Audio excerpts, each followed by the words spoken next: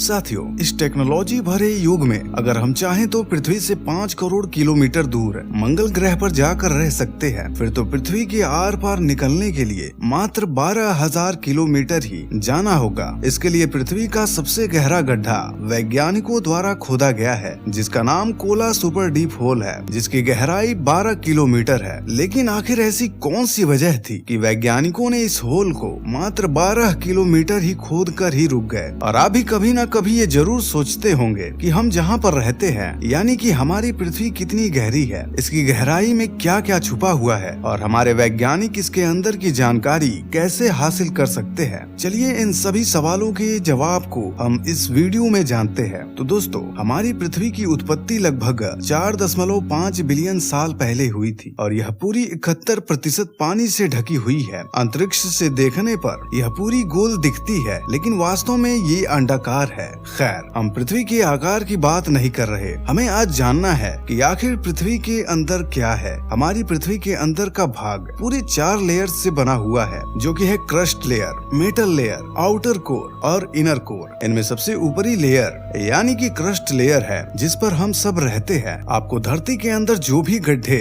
जैसे कुएं, बड़ी बड़ी खदानें दिखाई दे रही हैं, वो सभी इसी लेयर के ऊपरी हिस्से में ही मौजूद है। और तो और पृथ्वी का सबसे गहरा गड्ढा भी इसी लेयर में मौजूद है, जिसका नाम है कोला सुपर डीप होल। अगर आप इसके बारे में नहीं जानते तो हम आपको बता दें कि कुछ साल पहले वैज्ञानिकों ने रूस में दुनिया का सबसे गहरा गड्ढा खोदने का प्लान तैयार किया था। रूस में खोदे गए इस गड्ढे की गहराई 12 किलोमीटर है और यह गड्ढा पृथ्वी की ऊपरी भाग में यानी क्रस्ट लेयर में ही समाप्त हो जाता है। और इस पर वैज्ञानिकों ने पूरे 20 साल तक काम किया था, यानी कि पृथ्वी को सिर्फ और सिर्फ 12 किलोमीटर तक ही खोदा गया है। बताया जाता है कि जब वैज्ञानिक यह गड्ढा खोद रहे थे, जैसे जैसे यह होल गहरा होता गया, वैसे वैसे ही पृथ्वी के अंदर का तापमान बढ़ता गया और यह तापमान करीब 350 डिग्री तक पहुंच गया था। और इसी वजह से वैज्ञानिकों के सारे उपकरण पिघलने लग गए थे, जिस वजह से इस होल को और गहरा करने में वैज्ञानिक नाकामयाब हो गए। साथियों, इस होल की और ज्यादा खुदाई करने के मत में कुछ वैज्ञानिक असहमत भी थे। उनका मानना था कि पृथ्वी का चुंबकीय क्षेत्र भी पृथ्वी के केंद्र बिंदु से उत्पन्न होता है। अगर यह होल पृथ्वी के आर पार कर दिया गया तो हो सकता है कि पृथ्वी पर बनने वाला यह चुंबकीय क्षेत्र नष्ट हो जाए। और पृथ्वी की अपने चुंबकीय क्षेत्र का गुण को खो देने से क्या होगा, इस विनाश के बारे में हम सोच भी नहीं सकते। इन्हीं सब कारणों की वजह से इस होल की खुदाई बंद कर दी गई। तो चलिए समझते हैं क्रस्ट लेयर को। साथियों, क्रस्ट लेयर 2 भागों में बटा है। पहला है ओशियानिक क्रस्ट, यानी कि जिस पर समुद्र है, और दूसरा भाग है कॉन्टिनेंटल क्रस्ट। इस पर पूरा ठोस भाग यानी धरातल बना हुआ है। इस लेयर की गहराई 100 किलोमीटर तक है और इसका टेम्परेचर 500 से 1000 डिग्री सेल्सियस तक रहता है। धरती पर आने वाले भूकंप और महाद्वीपों में होने वाली हलचल के पीछे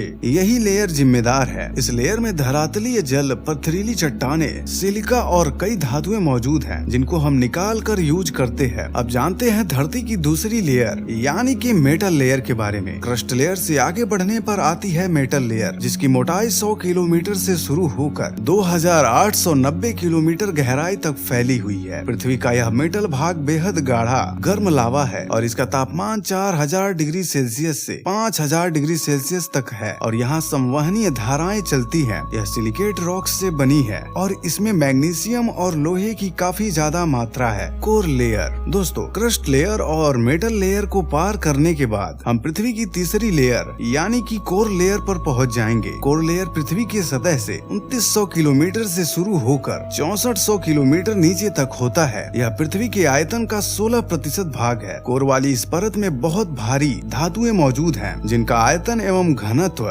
ज्यादा है। यहाँ लोहा और निकेल धातु की मौजूदगी सबसे ज्यादा है। कोर का बाहरी हिस्सा लिक्विड रूप में है और आंतरिक हिस्सा ठोस है। बहुत सारे हैवी मेटल्स का मिश्रण एवं सिलिकेट कोर जो इसे दूसरी परत से अलग करती है। कोर को मुख्य 2 भागों में बांटा गया है। पहला है आउटर कोर और दूसरा है इनर कोर। आउटर कोर, जैसा कि इसके नाम से ही पता चल रहा है कि आउटर कोर को बाहरी भाग कहते हैं और यह पृथ्वी के 2900 किलोमीटर की गहराई के लिए जाना जाता है। पृथ्वी का आउटर कोर लोहे और निकल का बना होता है, पर यह बहुत गर्म है। यह इतना गर्म है कि इसका तापमान 4400 डिग्री सेल्सियस से 5000 डिग्री सेल्सियस से भी ज्यादा है। यहाँ इतनी गर्मी होती है कि लोहा और निकेल जैसी धातु भी पिघल जाती है। पृथ्वी की मैग्नेटिक फील्ड के लिए आउटर कोर ही जिम्मेदार होता है, जिससे हम कंपास की मदद से डायरेक्शन का पता लगा सकते हैं। यही मैग्नेटिक फील्ड सूरज से आने वाली सोलर वेव से हमारी रक्षा भी करती है। इनर कोर, आउटर लेयर के नीचे धरती की इनर कोर मौजूद है, जिसका तापमान 6000 डिग्री सेल्सियस है,